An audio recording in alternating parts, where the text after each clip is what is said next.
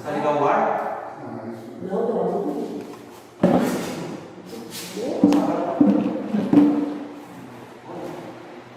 Boa noite a todos. Boa noite.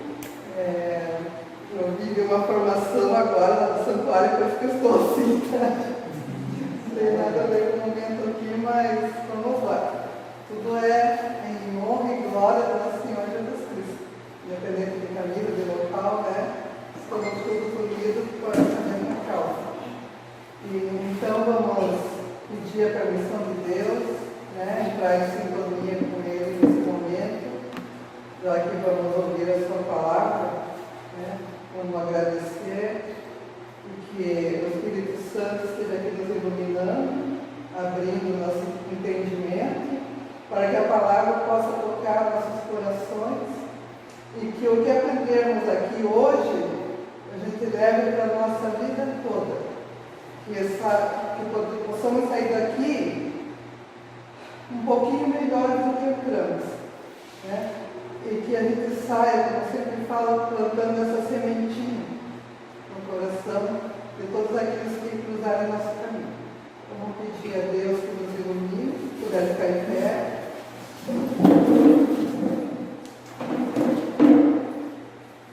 Estamos reunidos em nome do Pai, do Filho e do Espírito Santo. Vinde, Espírito Santo, enchei os corações dos vossos fiéis e acendei neles o fogo do vosso amor. Enviai o vosso Espírito e tudo será criado e renovareis a face da terra. oremos. Ó Deus, que instruísse os corações dos vossos fiéis com a luz do Espírito Santo, fazei que apreciemos retamente todas as coisas, segundo o mesmo Espírito, e gozemos sempre da sua consolação, por Cristo Senhor nosso. Amém. Que Nossa Senhora de Guadalupe nos proteja, nos dê discernimento também, que possamos ter um ótimo estudo. Em nome do Pai, do Filho e do Espírito Santo. Amém. Bem, pessoal, quero mostrar para vocês que nesses 51 anos que eu conheço aquela flor ali, Isso vai passar lá de outra coisa, né? Chamou de uma coisa velha, senhora. De novo? a Não, gente parou. nunca conversou tanto na vida como esses últimos meses. Não estou ouvindo nada, pode falar. Não, é uma coisa boa. A gente nunca conversou tanto nesses últimos meses. Continua não ouvindo. Falou mal dela? Eu mandei. Ah, então tá. E daí surgem todas as ideias aí, que tal, em livro daqui, pesquisa dali, pesquisa muito, a gente está indo no meio fundo da coisa. Tá? Para mim, no fundo até demais, porque eu aprendi um monte de coisa, cara. Mas vamos lá, então nós temos livros, palestras que você escuta, um livro que eu prestei da Soninha, que pensei que teve dormido lá em casa. E muita pesquisa realmente. Nós vamos a minha parte cabe na parte histórica. Né? A gente vai tentar traçar raciocínios de tal maneira que a gente procure entender o processo que vai acontecer na frente. Tá? Eu cabe pela questão doutrinária aqui. O Gênesis é um livro que tem histórias estranhas, muito estranhas. Se nós formos recordar em nossas mentes, nós vamos ver assim: como uma serpente conversa com um casal e diz para eles fazerem isso, um casal assim. Na verdade, são histórias estranhas, são histórias fantásticas, e dessa conversa, dessa serpente com esse casal, surgem fatos desagradáveis, e aí que entra o pecado na humanidade. Nós sabemos disso, né? E já vimos isso e já estudamos isso. O meu autor, a pessoa que me direciona para o trabalho, diz assim: quem trabalha com antropologia, quem trabalha com repórter, quem trabalha com história, não pode afastar nada, mas nada, quase nada, daquilo que ele foi dito. Lá no fundo deve existir alguma coisa de verdade. Aí ele também assim, pessoal. Vamos supor que Adão e Eva existissem. Mas não quero entrar nisso ainda. Quero perguntar para vocês o seguinte. Eu dei aula por muito tempo. E as primeiras aulas, a programação do colégio, sempre bem esse tipo de coisa. Quando você trabalha a nível vestibular, você tem que entrar nessas áreas aí. E isso estava fazendo dificuldade, né? Inclusive a gente. E eu chegava em sala de aula e perguntava assim, por acaso, já induzia a pergunta, você conheceu o teu bisavô? O cara, você vê, vive, não. Não foi importante para você? Não, não pergunta nada. Fazia para nós aqueles alunos lá no final, lá, vamos voltar à situação. Nós temos noção na nossa cabeça quando o homem dominou o fogo. Nós não temos essa noção. Nós temos o fogo, perdão, mas no momento que ele dominou o fogo, pegou o fogo para cima e começou a andar no fogo. Nós temos noção quando o homem dominou o cavalo. Aí no final da aula eu dizia para mim, se teu avô não tem importância para você, você não estaria aqui. Então lá atrás, o que passa na nossa mente, nós vivemos no mundo moderno hoje, que apertar um botão as coisas acontecem, nós esquecemos das dificuldades que ele passava na porta. E é isso que o meu autor diz assim, vamos partir do pressuposto, assim, que Adão e Eva existiram. Pressuposto, porque duas pressuposições, a primeira e a segunda. Diz assim, olha, a Bíblia foi escrita em 1400 anos antes de Cristo. A escrita surgiu 3.000 anos antes de Cristo. De 3.000 anos a 1.400 anos são 1.600 anos.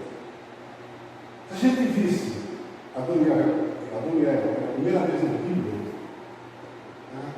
a Bíblia é um livro que foi escrito pelo amor. Mas será que isso não tem antecedentes? Aí ele diz assim, acontece que antes da escrita, pressupõe, antes da escrita, existiram civilizações extremamente inteligentes que criou situações como essa. Aí você fica pensando, será que lá atrás alguém comentou alguma coisa sobre isso? Aí ele volta e diz assim, a segunda suposição diz assim, mesmo que se a gente encontrasse algo, não seria igual. Se ele voltasse lá 3.000 anos antes da questão escrita, vivesse somente a tradição oral, só a tradição oral. Tá? Lá a gente compreende alguma coisa a ser escrito. Aí dá um exemplo do telefone sem fio. Nós sabemos que seja o telefone sem fio. Um passa para o outro, quando chegar no fundo, né? Chega de culpar a história, mas o centro da história, a palavra central, dificilmente ela vai se perder. Aí diz assim, antes da escrita, existiram civilizações extremamente importantes. Mais do que nós imaginamos. A nossa cabeça não comporta o desenvolvimento há 3, 4 mil anos atrás, civilizações extremamente importantes que deixaram para nós grandes legados. E aí eu gostaria que vocês dirigissem em 5 minutos. Berço da história da humanidade. Da ideia de lei, da mitologia, da literatura, grande influenciadora das religiões futuras e muito mais. Ou seja, os mesopotâmios foram extremamente relevantes para a história da humanidade. Nós vamos fazer alguns vídeos um pouco mais aprofundados a respeito da história, da crescente fértil. Entretanto, para adiantar um pouquinho, nós vamos fazer os top 10 fatos sobre a Mesopotâmia.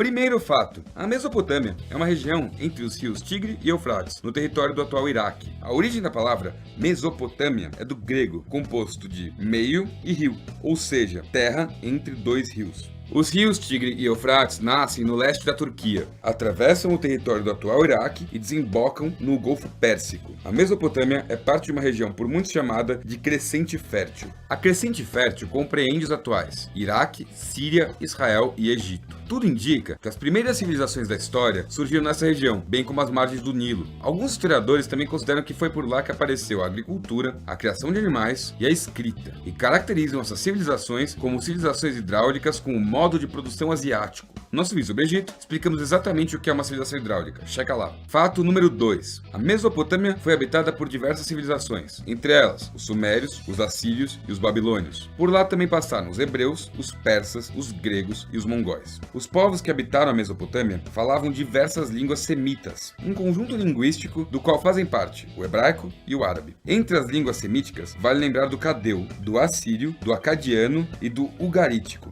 E o primeiro povo a dominar a Mesopotâmia foi o sumério. Ele se fixou próximo ao Golfo Pérsico, no sul da região, e fundaram cidades como Ur, Uruk e Lagash. As principais cidades da Mesopotâmia foram Ur, Uruk, Nínive, Babilônia, Akkad, Kish, Hatra, Babel, Acádia e Nimrud. Fato número 3. Foram os sumérios que desenvolveram a escrita cuneiforme em 3500 a.C., uma escrita feita com objetos em forma de cunha. Inicialmente, a escrita representava as formas do mundo, pictogramas, mas por praticidade, as formas foram se tornando cada vez mais simples. Os primeiros pictogramas eram gravados em tabuletas de argila, em sequências verticais de escrita com um estilete feito de cana que gravava traços verticais, horizontais e oblíquos. A Suméria foi dominada pelos acádios e mais tarde pelos amoritas, que criaram o primeiro Império Babilônico. Fato número 4. O Império Babilônico tinha como capital a cidade da Babilônia, vindo daí o nome do império. Com a decadência da Babilônia, a Mesopotâmia foi totalmente dominada pelos assírios. A primeira capital do Império Assírio foi Assur,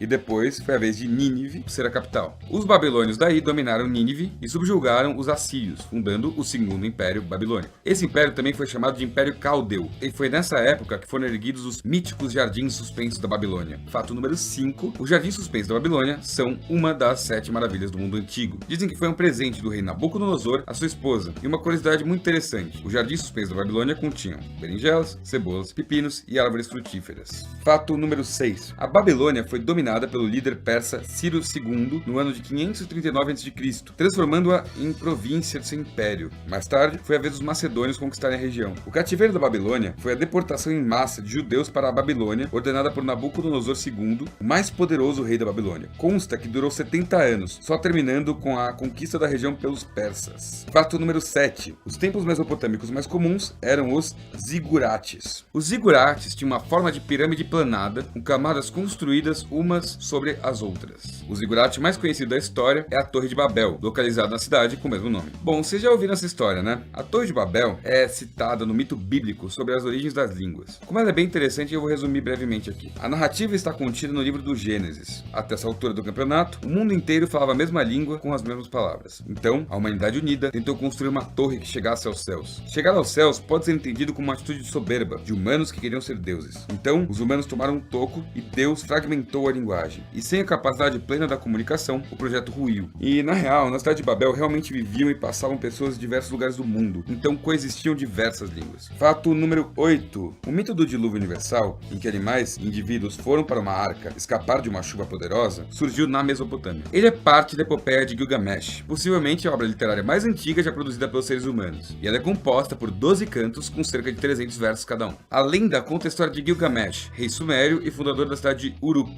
que governou a região por volta do ano de 2700 a.C. Fato número 9. Outro mito hebraico que também pode ter origem na Mesopotâmia é o da criação do mundo. Não é à toa que é uma região tão frequentemente retratada na Bíblia. Fato número 10. O Código de Hammurabi foi um conjunto de leis criado na Mesopotâmia pelo rei Hammurabi. Um dos pontos principais do código foi a tal da lei de Talião, a famosa lei do olho por olho e dente por dente. Embora o Código de Hammurabi não seja o primeiro código de leis da história, pois os primeiros registros legais que se tem notícias são anteriores a ele em uns 4 séculos, sua importância histórica maior reside no fato de ser o documento legal melhor preservado que reflete a estrutura social da Babilônia comandada por Hammurabi. Detalhe, esse código continha leis sobre a fabricação e comercialização de cerveja, além de deveres e direitos dos frequentadores de tavernas.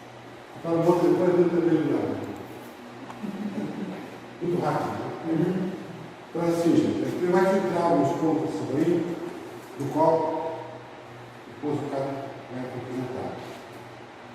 A primeira situação é o seguinte: nessa região, na Mesopotâmia, surgiram as leis, a mitologia, a literatura e a religião. Ponto passivo.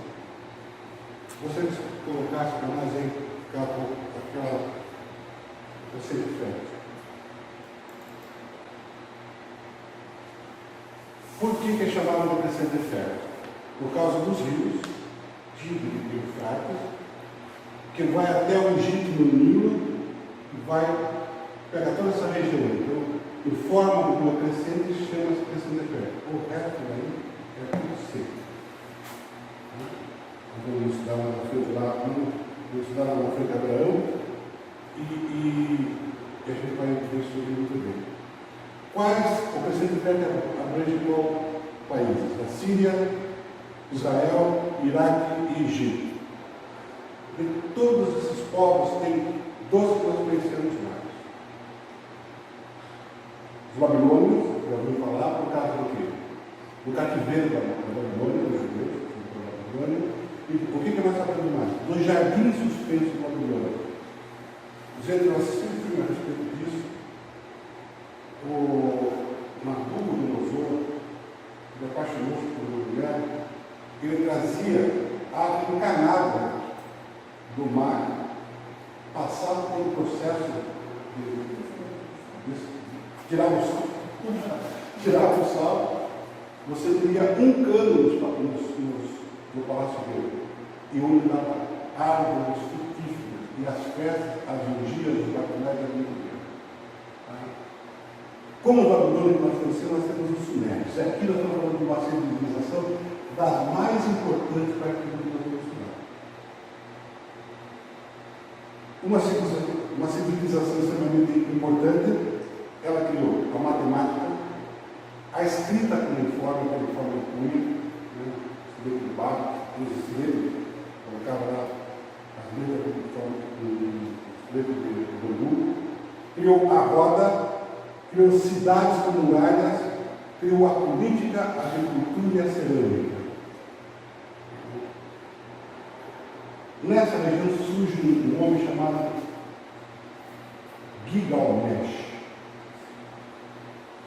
E eu andei aula por muito tempo e sempre pegava no livro de história o Gilgamesh.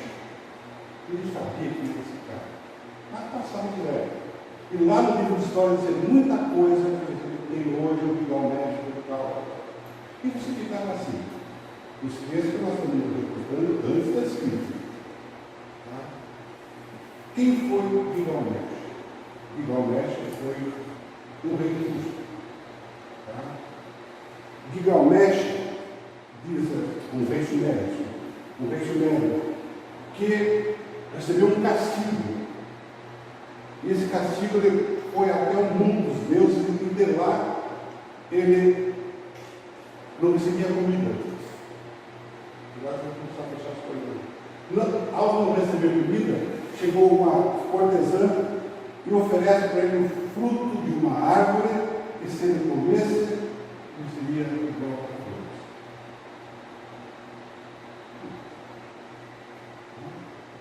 Mas essa mesma história, já vamos mostrar para vocês, essa mesma história tem uma outra versão dessa história, que é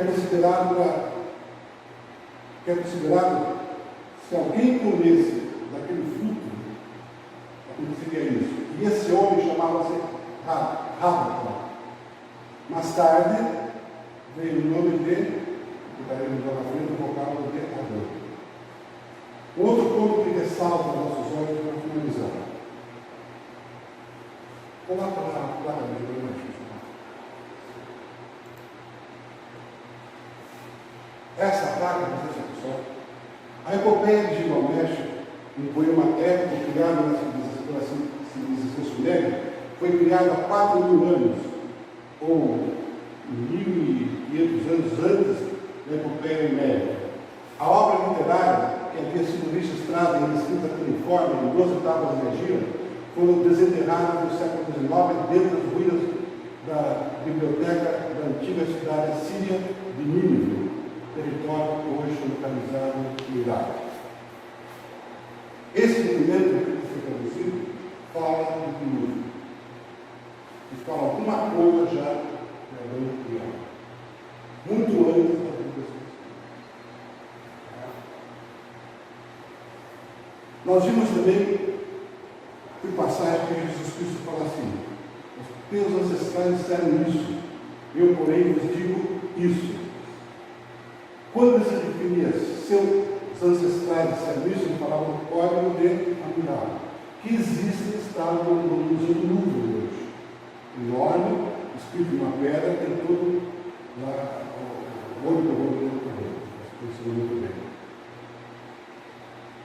A última imagem minha para por favor. Eu esqueci da tarefa para vocês. Então, não. Mas eu escolhi. Eu estou na Bíblia, eu vou fechar, mas já explico para vocês. Isso daí, nós vimos no final de ano. As leis são exiguradas. O que são exiguradas? Nós conhecemos como leitor de padrão. Eu vou pedir para alguém aqui para chegar aí. Alguém leia Mateus, capítulo 2, versículo 1. Versículo 1. Mateus 2, versículo 1. Tendo Jesus nascido em Belém da Judéia, no tempo do rei Herodes, eis que vieram magos do Oriente. Vieram magos de onde? Do Oriente. Aonde que esses magos estudavam? Esses homens conheciam profundamente as escrituras e estudavam a astronomia. Aí nós sabemos na passagem que nós usamos isso no TNC. Aliás, a nossa camiseta tem essa passagem resposta. Né? Eles chegam lá e nós dizem: mas onde o menino vai nascer? Eles não dizem. Aparece um anjo para eles e eles vão para o outro caminho. Né? Uma outra coisa que eu esqueci de falar para vocês, que o paraíso, cara, volta um pouquinho lá no Será. Volta um pouquinho lá no terceiro inferno. Está vendo lá em cima aqui, gente? Só. Deixa eu ver. Aqui, ó. No capítulo, olha só, no Gênesis capítulo 2, 8 a 15, vai dizer que o paraíso é aqui nessa junção aqui. Que aqui, além do Tigre e Eufrates, existem mais dois rios. Um que via para a nossa esquerda e outro que via para a direita. E como isso só ficava nesses dois rios? Possivelmente as geleiras da Armênia se derreteram, inundaram e só ficou o Tigre e Eufrates. Tem uma outra possibilidade do dilúvio. Então, é assim, aquela tábua que mostra lá, que fala do dilúvio, ali tem comentário de 2 em 2. Tá? Naquela tábua lá do Bigomete. Tá? E o que mais que nós colocamos aqui? Sim, nós comentamos na sua para reprisar que nesses ziguratos vinham pessoas para estudar em todas as regiões, eram prédios públicos, onde estudiosos se reuniam.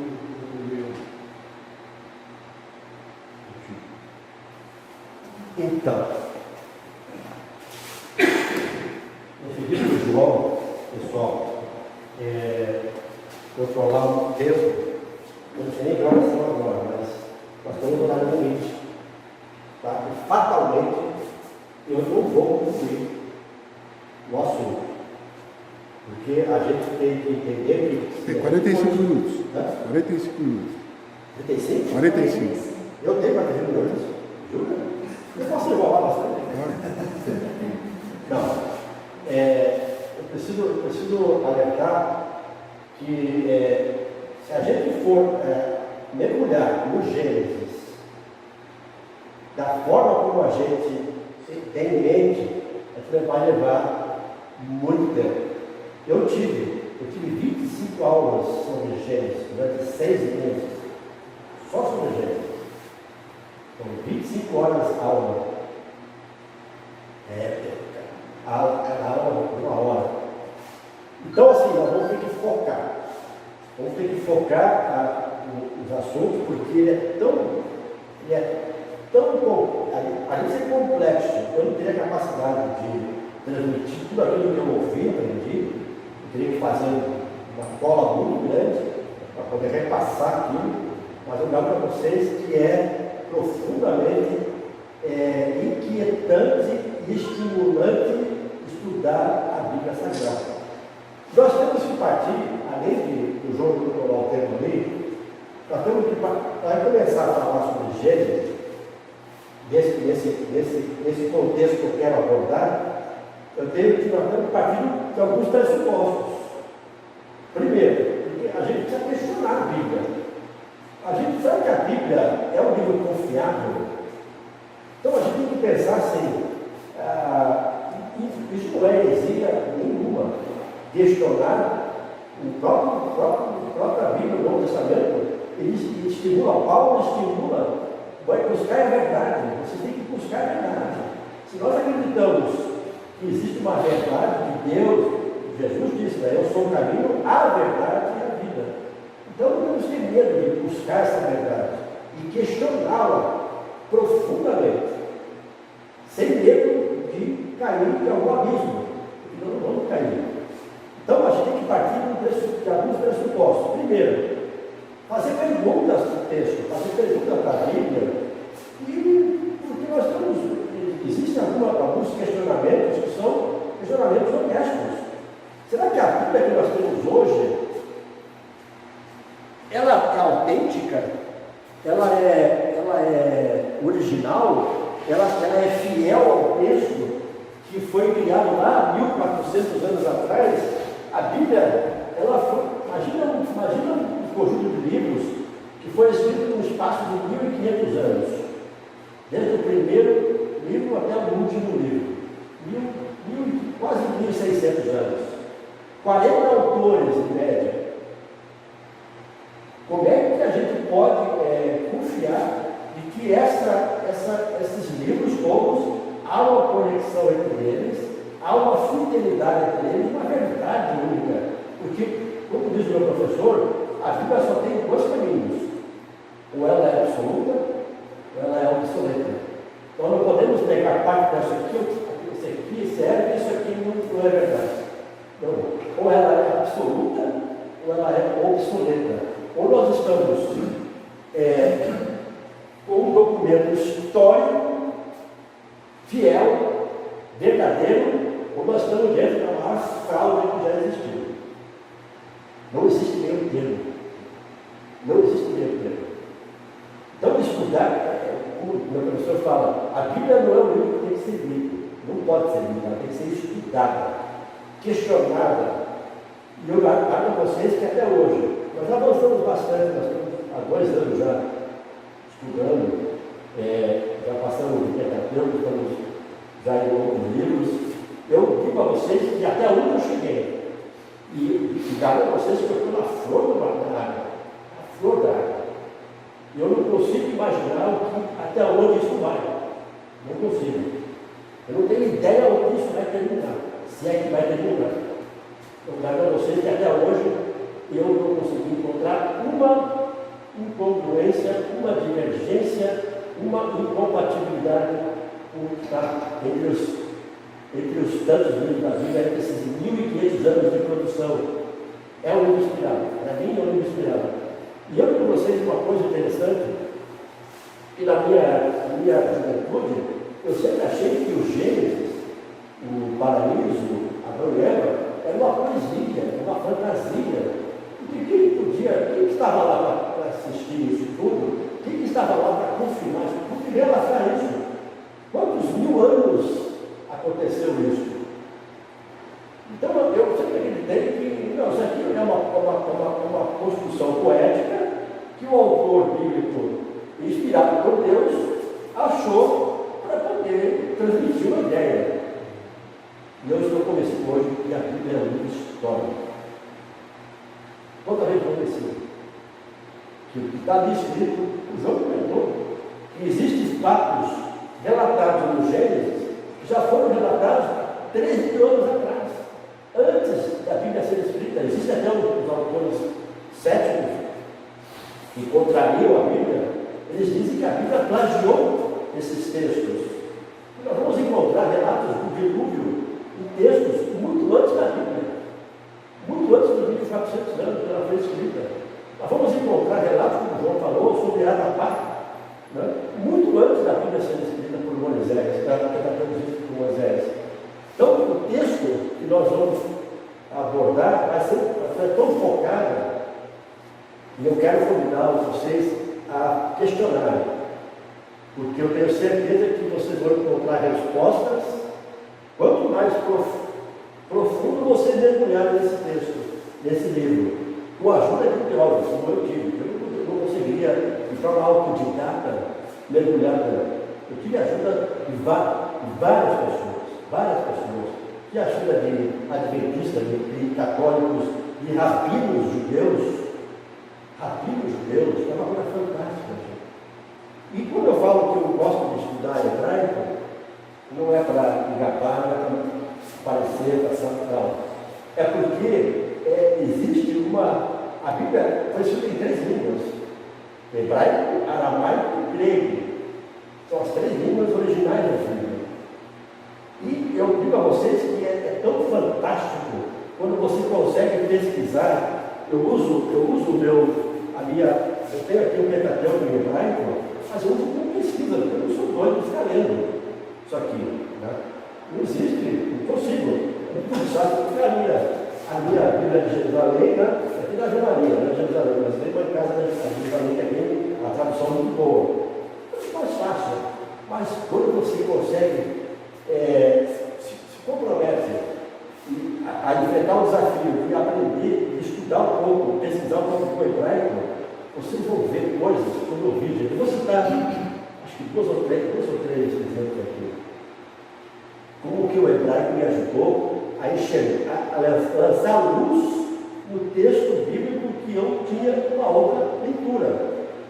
Quando Moisés subiu no Monte Sinai e perguntou para Deus, qual é o seu nome? Como vai perguntar quem é o Senhor, quem é você, o que eu digo? Aí está escrito lá, né? Eu sou o que sou. No original hebraico, não é isso que está escrito. Porque no original hebraico não existe o verbo ser no presente indicativo. Em hebraico está escrito Erie, Asher, Erie. Eu serei o que serei. Esta é a tradução literal do texto hebraico. Erie, Asher, Erie. Em hebraico não existe eu sou. Quando o judeu quer falar em hebraico, eu sou professor, ele só diz Ani Moé, eu professor. Não existe eu sou professor. A construção, a frase, não existe o verbo ser no presente. E Erie, o original hebraico, Erie, Asher, Erie, eu serei o que serei.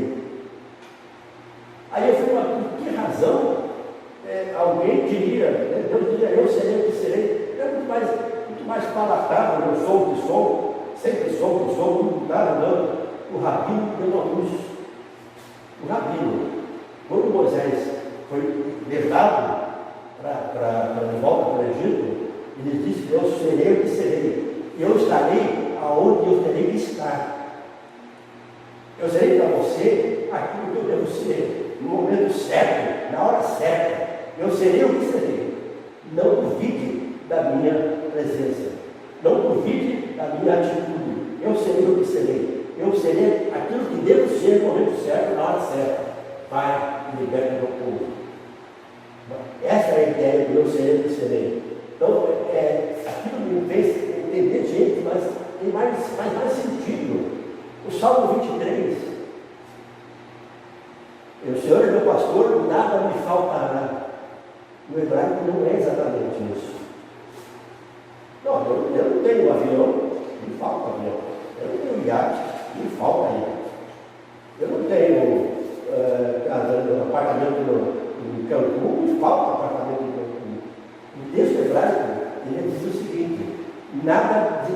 terei falta. Esta é a tradução em hebraico. O Senhor é meu pastor, de nada terei falta. De nada sentirei falta.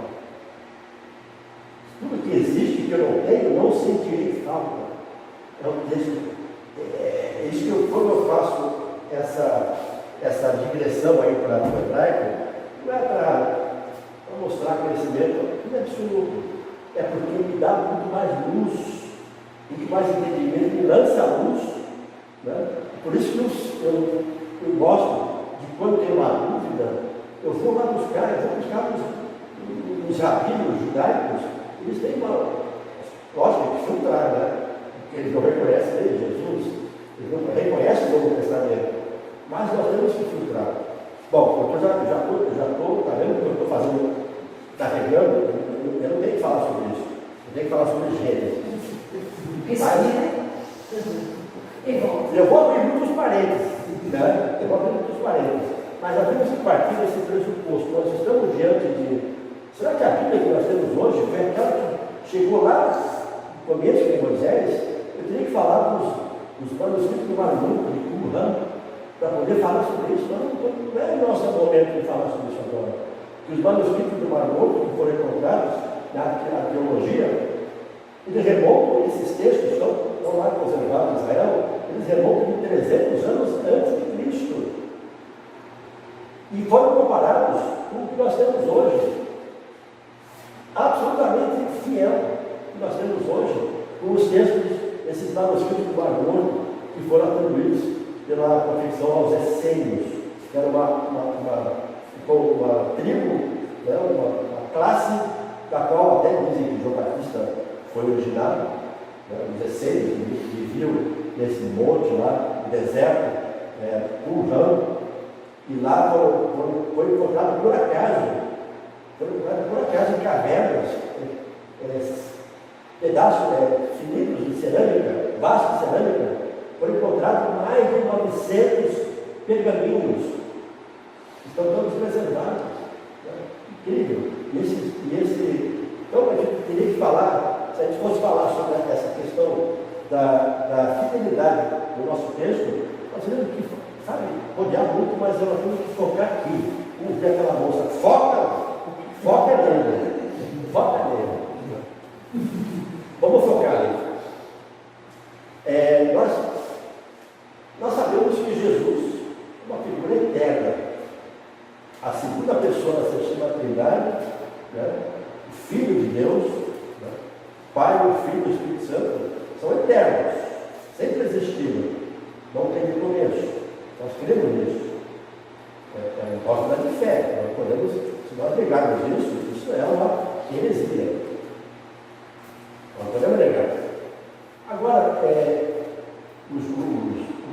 a Bíblia hebraica, ela não aceita Jesus como Messias.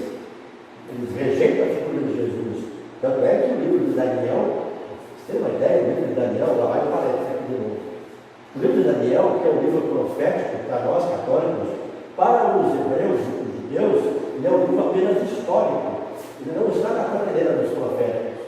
Por quê? Porque Daniel marcou dia, hora e local para Jesus nascer. E os judeus, eles falam que quem acreditar nas profecias de Daniel, que seja maldito. Então eles aceitam como livro histórico, mas não como livro profético. Porque Daniel profetizou a vida de Jesus, ele marcou dia, mês e hora.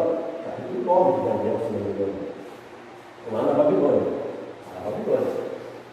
Bom, então Jesus é eterno. Existe uma coisa que eu vou dizer, mais um parênteses rapidinho. Será que Jesus, ele tinha aquela forma humana que nós conhecemos lá de Nazaré, quando vivia na eternidade? Eu não creio nisso. Eu também não creio que Jesus foi um bebê, foi gerado no ventre da Maria, nasceu, ele aprendeu. Maria ensinou Jesus a ser Deus. Eu creio nisso. Jesus não tinha nem noção de que ele era Deus em criança, mas Maria ensinou Jesus a ser Deus. Falando isso, como a gente pode identificar Jesus, essa figura do Filho da Trindade, no Gênesis? É possível. É possível quando você começa a aprender, começa a estudar, se aprofundar no hebraico, na língua hebraica. Jesus está citado nominalmente no primeiro versículo, primeiro capítulo de Gênesis, que diz lá: no princípio criou Deus os céus e a terra. Esse é o primeiro capítulo, versículo 1, capítulo 1 de Gênesis. No princípio criou Deus os céus e a terra. Cara, mas onde é que está Jesus aí? Aqui, ó. Eu vou explicar isso agora.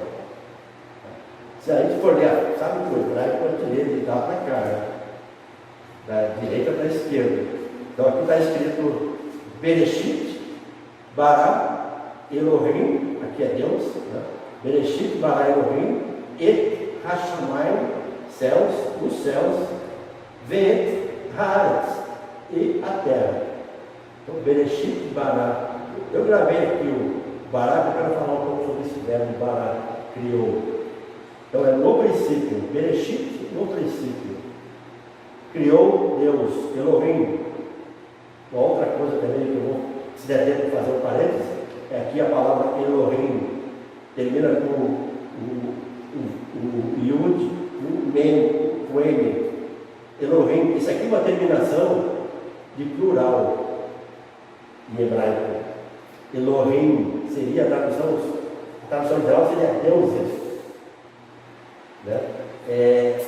Ponto em hebraico é likud. Pontos é likudim. Essa terminação em hebraico aqui, por exemplo, os céus, o Hashamai, o Ra é um artigo definido. Shamai, aqui, ó, céus, termina em mim também, tá vendo? Então esse Elohim é deuses, mas como deuses, então, isso não, eu vou fechar o caso aqui e não vou entrar nesse detalhe.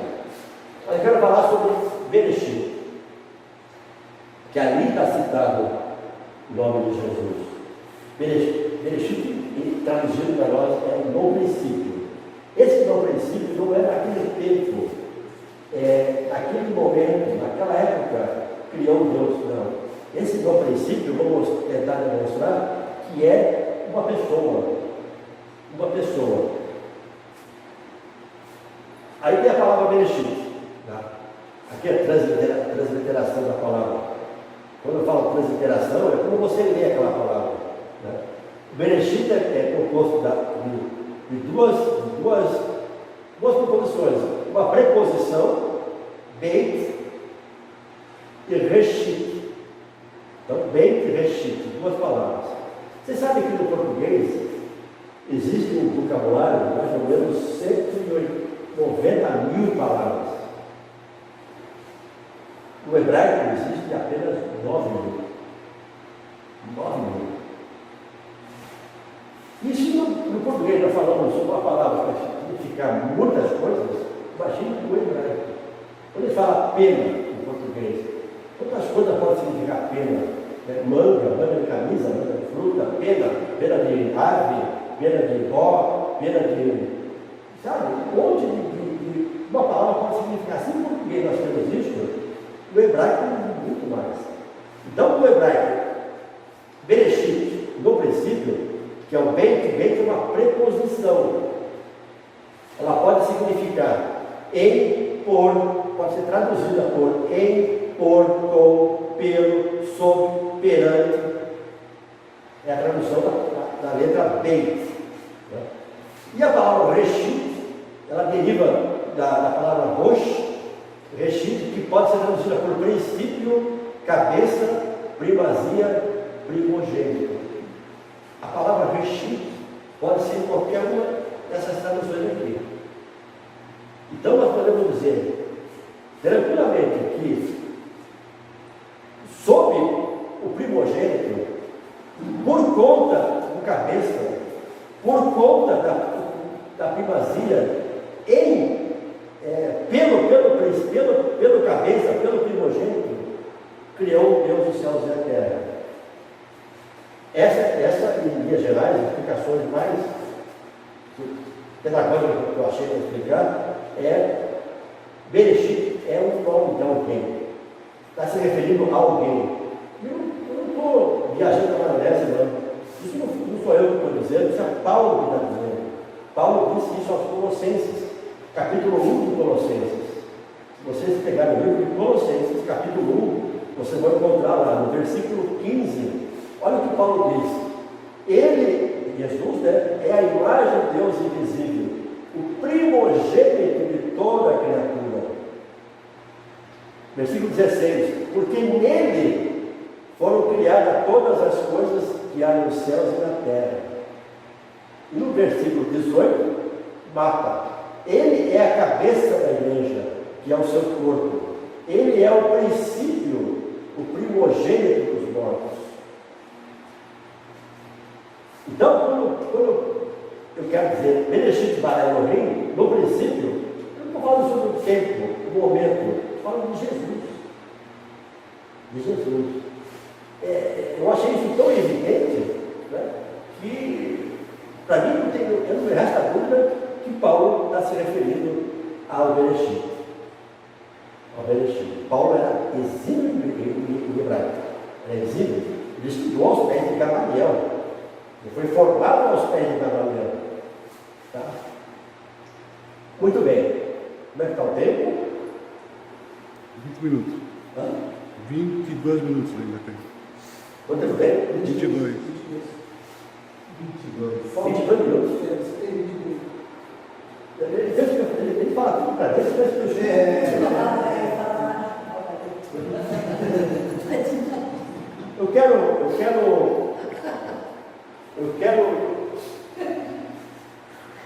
eu tinha dividido a minha fala em 3 momentos, né? Falar sobre a figura de Jesus no Gênesis, falar sobre aquela aparente contradição entre o capítulo 1 e o capítulo 2 do Gênesis, porque existe uma coisa aqui, parece a sair fumacinha aqui, mas eu vou explicar muito direitinho sobre as coisas.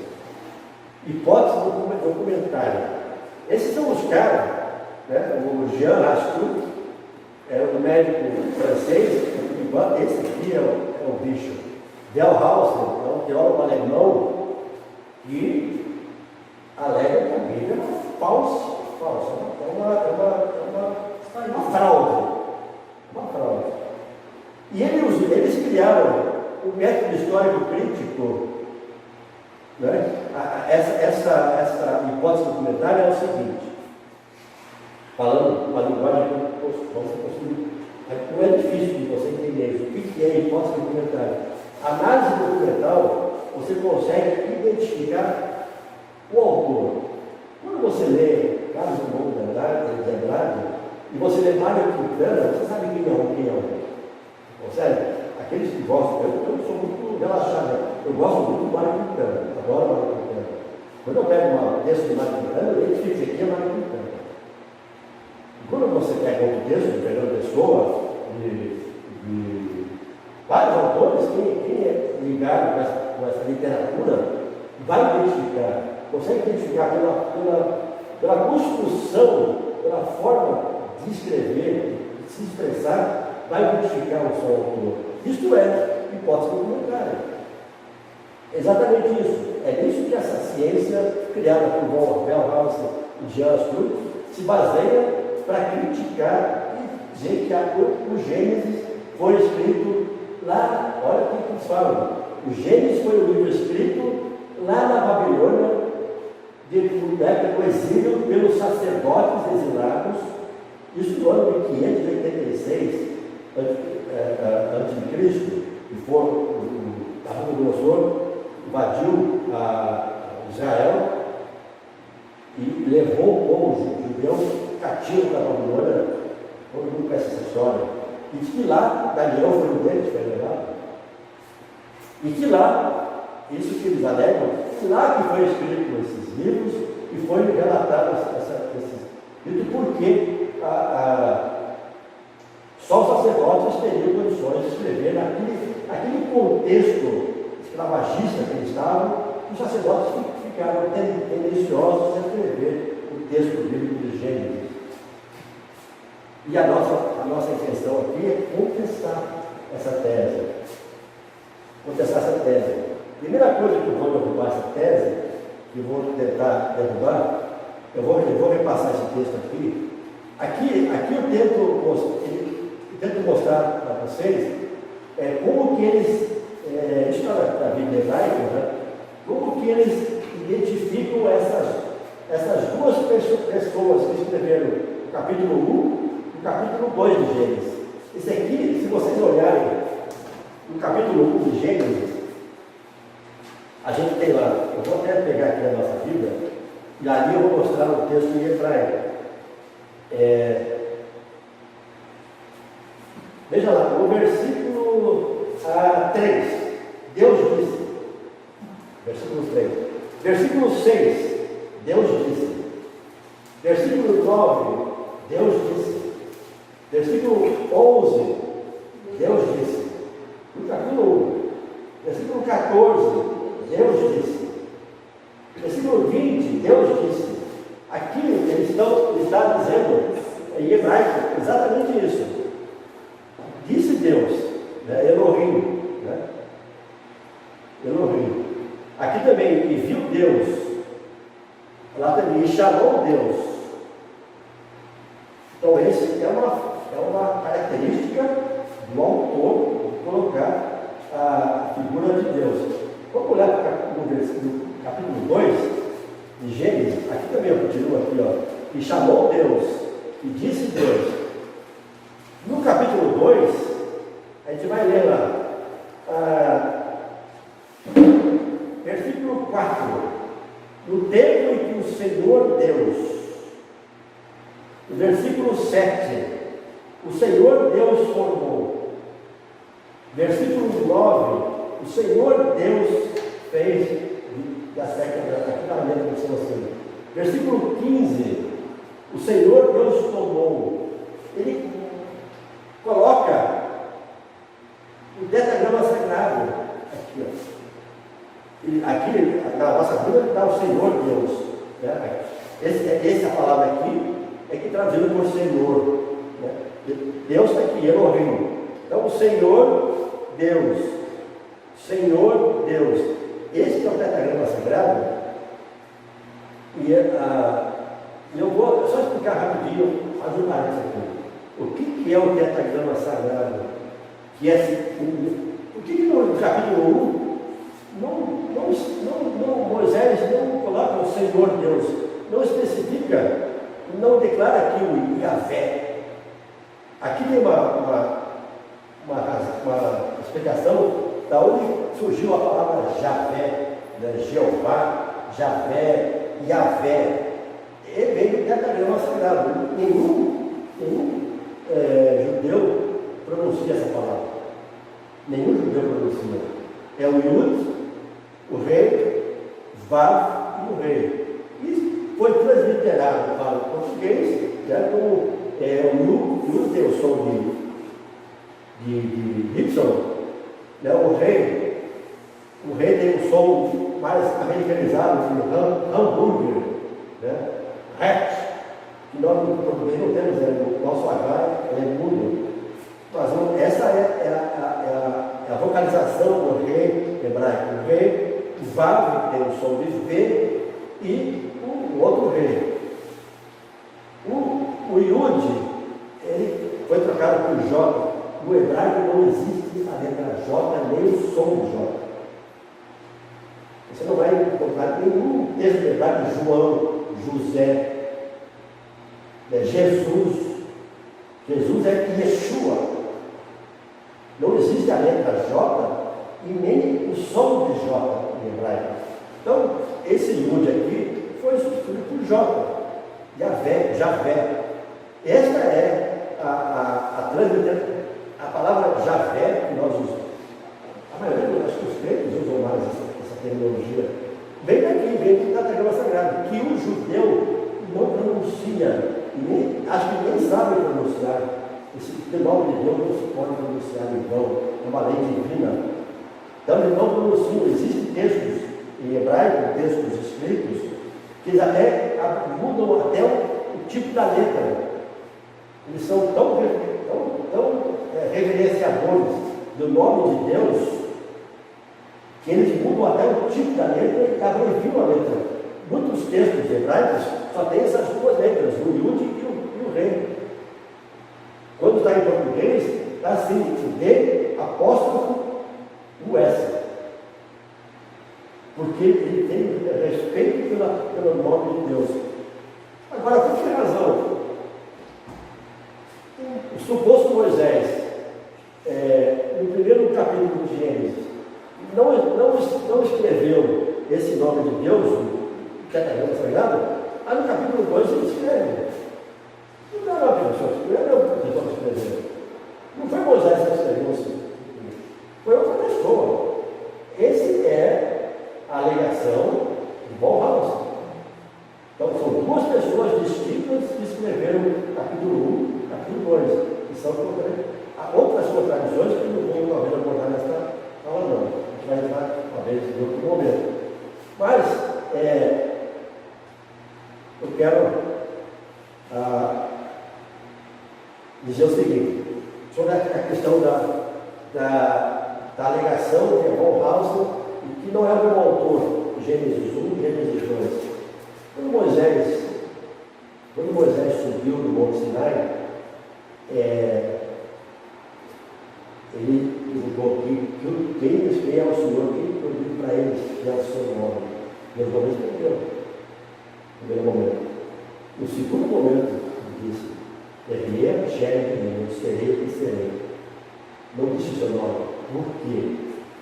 Aí está a antitese da argumentação da hipótese documentária de Bauhaus. Pois se a Bíblia, pretensamente, o Gênesis, foi escrita lá na Mesopotâmia, qual seria a forma mais plausível de apresentar o texto? Dentro da cultura sumeriana. Estavam lá os 70 anos no exílio da Babilônia, envolvidos com a cultura sumeriana. Seria muito mais coerente se esse texto de Gênesis, capítulo 1 e capítulo 2, estivesse expressa a forma sumeriana de se expressar. Mas acontece que nós, analisando o texto, isso também é outro parênteses que a gente vai fazer, pode citar que, da onde Moisés, como Moisés foi criado na cultura egípcia, Moisés nasceu no Egito. Moisés foi criado na cultura egípcia. Ele saiu do Egito quando tinha 40 anos. Foi para lá em Midian. Ficou 40 anos lá em Midian. Ele voltou para o Egito com 80 anos. Então ele passou 40 anos lá em Midian, porque ele tinha que abrir mão da cultura egípcia, mas nem tudo apagou-se no nome de Moisés. E uma das coisas da cultura egípcia é que se você consegue descobrir o nome de uma divindade, você tem poder sobre ela. Você consegue dominar essa divindade, você consegue ter ascensão sobre essa divindade. Por isso que os egípcios têm, se vocês aí forem estudar na arqueologia, vários sarcófagos de faraós, nome raspado, para que se apague o nome, até uma expressão dele, né? Que se apague o nome dos seus livros. Apagando-se o nome, aquela pessoa deixa de existir. Então, descobrindo, a cultura egípcia traz isso muito enfaticamente. O nome era subtraído, o nome era respeitado, não era pronunciado. Principalmente o nome de uma divindade, não era pronunciado. Por essa razão, no primeiro capítulo, Moisés omitiu o nome, porque ele não tinha ainda essa informação. A gente não sabe qual é o interstício dos livros da Bíblia. A gente pode imaginar que Moisés sentou ali, igual pode ser no capítulo 1. Amanhã eu explico mais. Não, gente. Moisés escreveu os 4 primeiros livros, Gênesis e Números, Levítico e Êxodo, lá nas colinas do Monte Sinai, que ali eles ficaram 38 anos. Os 40 anos do deserto, 38 foram passados ali na península do Sinai. 38 anos, aos pés do Monte Sinai. O Monte Sinai era toda aquela região. Ele ficava ali 38 anos. 2 anos desses 40 anos de deserto foram nas colinas, lá nos montes não vou lembrar, de onde Moisés correu, de Monte Nebo, certo? Às vezes eu tenho mostrando nomes, coisas, pessoas. Então, 2 anos que foi na chegada da terra prometida. Ali que Moisés escreveu o Deuteronômio. Nesses últimos 2 anos, o livro do Deuteronômio foi escrito. No Deuteronômio ele revisa toda a viagem deles, né? Por quê? Por que ele faz isso? Porque nós sabemos que Deus prometeu que aquele povo que saiu do Egito não é o povo que vai entrar em Canaã. O povo que entrou em Canaã foi um povo novo. A Bíblia fala que o seu testemunho é contestado perfeitamente 600 mil. Né? 651. 651 mil. 651 mil. Isso aí, ele divide por tribos, as 12 tribos, é uma coisa contestável que não é o caso, não é o nosso assunto aqui. Mas, aquele povo que saiu do Egito, não é o mesmo povo que entrou no Canaã. Não mesmo. O que Moisés, quando escreveu o livro de Levítico, escreveu Êxodo, escreveu lá na península do Sinai, por 38 anos ali. E ele teve que reescrever, reeditar. Não é uma, não é, fala com segunda lei, não é segunda lei. Vamos dizer, é um refrescamento de tudo aquilo que Moisés tinha na sua bagagem. Ele transmitiu daquele povo que ia entrar em Canaã. Então, por essa razão, o livro do Deuteronômio tem uma particularidade também, que a gente pode estudar aprofundamento, não é o nosso caso, ele tem uma situação peculiar entre o Deuteronômio e o livro de Levítico. É bem interessante essa comparação. Tá? Mas por que razão?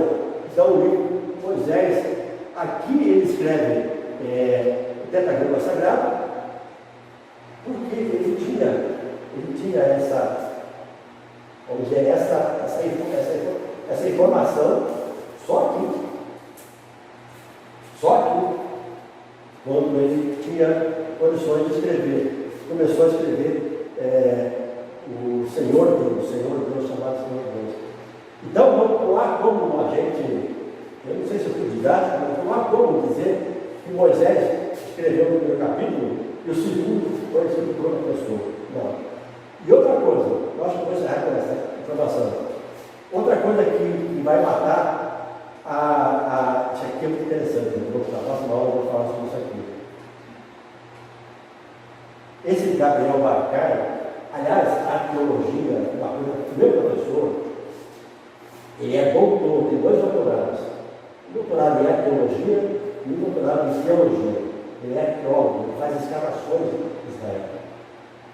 E vocês sabem que até pouco tempo atrás, os escritos da Bíblia, eles alegam que não existe nenhuma evidência histórica que Davi existiu. Alegavam. Até que esse Gabriel Bacai, arqueólogo israelense, aqui ele encontrou outra artefato, foi encontrado artefatos escrita uniforme, a expressão Beit Davi, casa de Davi. Então existem mais evidências arqueológicas da existência de Davi do que Aristóteles. Não existe nenhuma. Esse Gabriel Bacai, ele foi esse arqueólogo israelense, ele, em 1979, ele encontrou um túmulo no Vale do Rio de Jerusalém. Vou mostrar esse vale para vocês, que é chamado de Vale de Viena.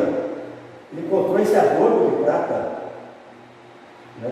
E o exame laboratorial desse artefato, que é um adorno de prata, e a paleografia datou com precisão que esse artefato é de 650 anos antes de Cristo. Até aí, nada demais. Acontece que nesse artefato está escrito aquela bênção arônica, a bênção sacerdotal que o filho da última escolhia, e o Arebe Rabenai Deixireka. Está escrito aqui. E tem a palavra Yahvé escrito em 3 linhas. A palavra Yahvé escrito em 3 linhas. Acontece que isso está em Números, capítulo 6, versículo 24 a 26. 650 anos antes de Cristo. Não poderia 580, 70 anos depois, né? Você sabe que o Antigo Testamento acontece reconhecível, né? Então 650 é muito mais antigo que 586, que o Bauhaus alega que foi escrito o Pentateuco. 100 anos antes já foi encontrado artefatos no texto de Números. E Bauhaus ficou fazendo mão, as casas eram mão. Aqui é o Vale de Jerusalém, né? Aqui nós temos Israel, ali a parte de Jerusalém são 3 morros. Aqui aparece melhor, são 3 morros, né? Aqui é o Monte das Oliveiras, né? Aqui é o Monte Moriá e aqui o Monte Sinon. Então aqui, isso aqui seria a cidade de Siloé, ou Shiló. Aliás, Jebus. Não existia Jerusalém. Né? Essa cidade, aquele monte ali, esse monte aqui, estaria aqui.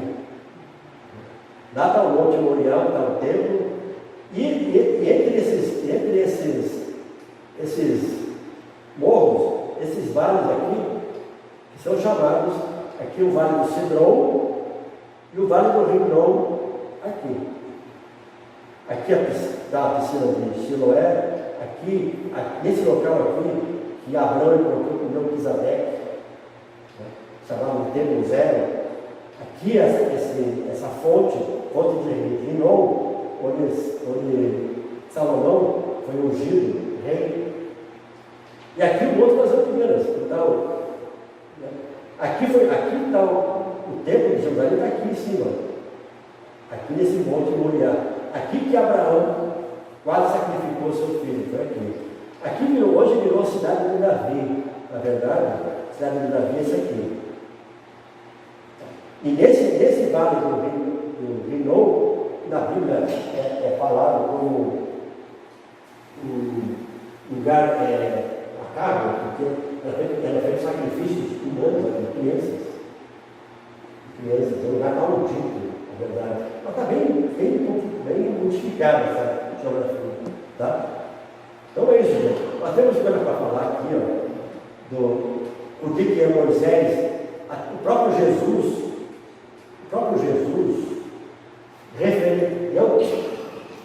atribuiu a Moisés a autoria dos textos do Pentateuco.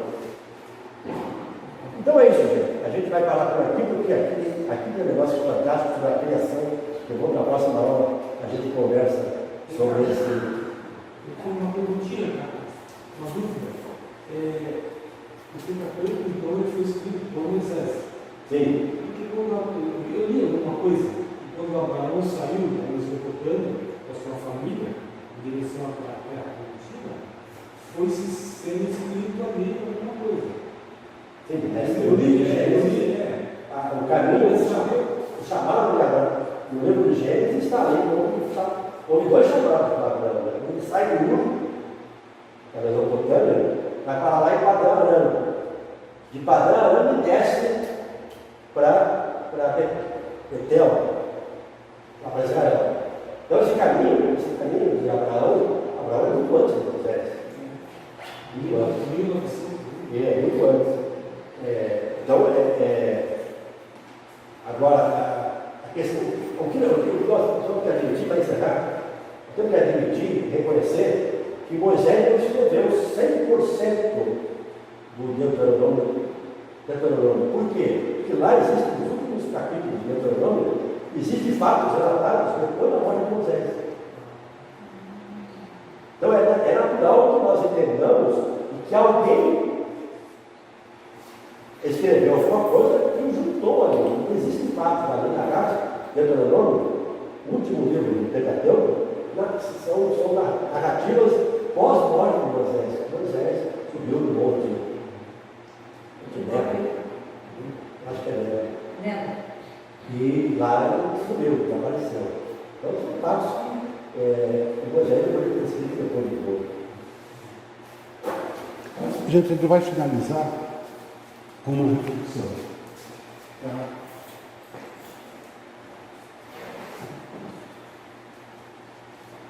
A gente quer fazer as coisas no horário que estão chatas. Tem muita informação e pensa para não acreditar.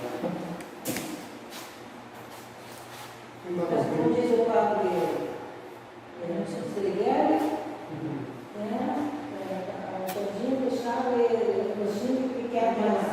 Ele sempre fala assim. Ele Eu gostaria que nós abríssemos aí na Epístola de São Paulo aos Romanos, no capítulo 8, versículo 27. 22. 8, Romanos 8, 22. Quando nós, antes da estou aí, nós começamos a falar a respeito disso, antes existe a tradição oral. Isso não quer dizer que a gente não acredita que tudo que está diante de nós é criado.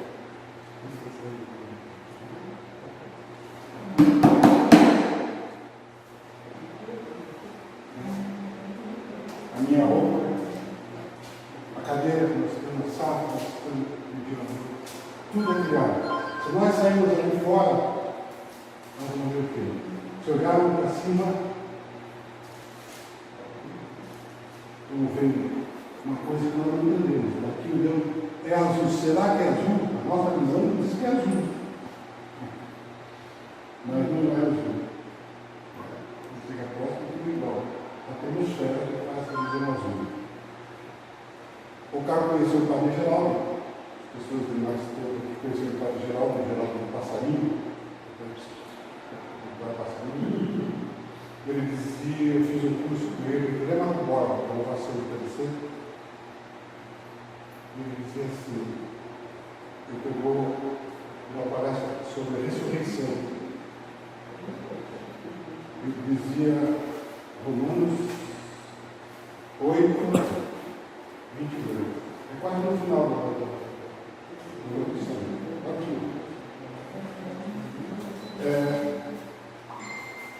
Ele dizia bem assim,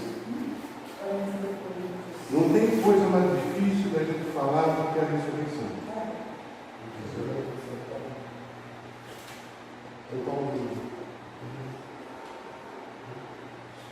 Aí ele dizia assim, quando eu vim para cá, hoje, no cidade, faz isso na década de 70, eu vi uma folha de moeiro, um monte de larvinhas, uma querendo passar por cima da outra. Essas larvas de folha. Talvez querendo comer o que estava na folhinha lá. Só que passei no dia seguinte e fui ver que uma delas se separou, ficou de cabeça para baixo, virou um casulo, depois nasceu uma borboleta. Por outro lado, passando no outro dia, tinha outra que morreu dentro do casulo. Aí diz assim, nós na vida, eu sei que eu concluí, A gente vive correndo no dia a dia, passando o dia a dia, se mudando o dia a dia para ter uma vida melhor, e nós esquecemos que nós não fomos criados para comer o bem do mundo. A nossa identificação é por ser muito maior. Deus nos deu sopro de vida.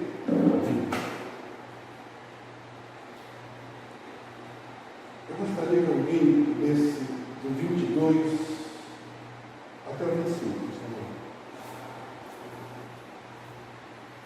Pois sabemos que a criação inteira geme e sofre as dores do parto até o presente.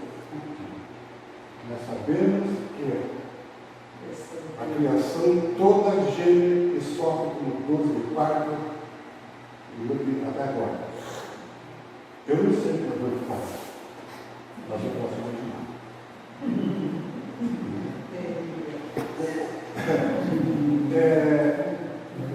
Todos os nossos sofrimentos, todas as nossas angústias, no dia vai passar.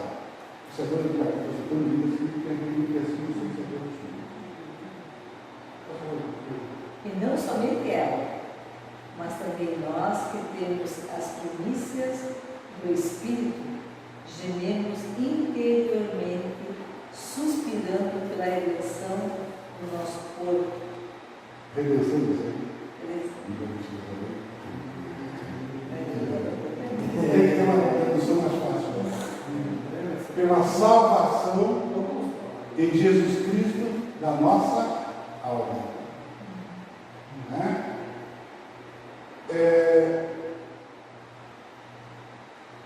E pela libertação do nosso corpo. Pois nossa salvação é objeto de esperança. E ver o que se espera não é esperar. Acaso alguém espera o que vê? E se esperando o que não vemos, é na perseverança que o aguardamos. E se esperamos o que não vemos, é na perseverança que o aguardamos. É a nossa luta do dia a dia, é tentando fazer isso que nós fazemos, e sabendo que nós temos um destino na frente, que é lá na casa do Pai. Vamos ver a nossa final. Oração final.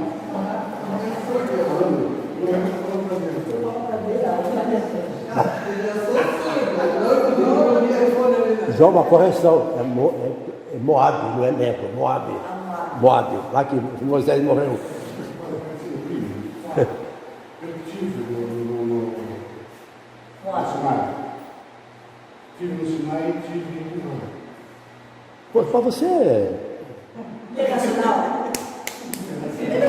Você é lá. É a pedreira. É uma raposa velha, né?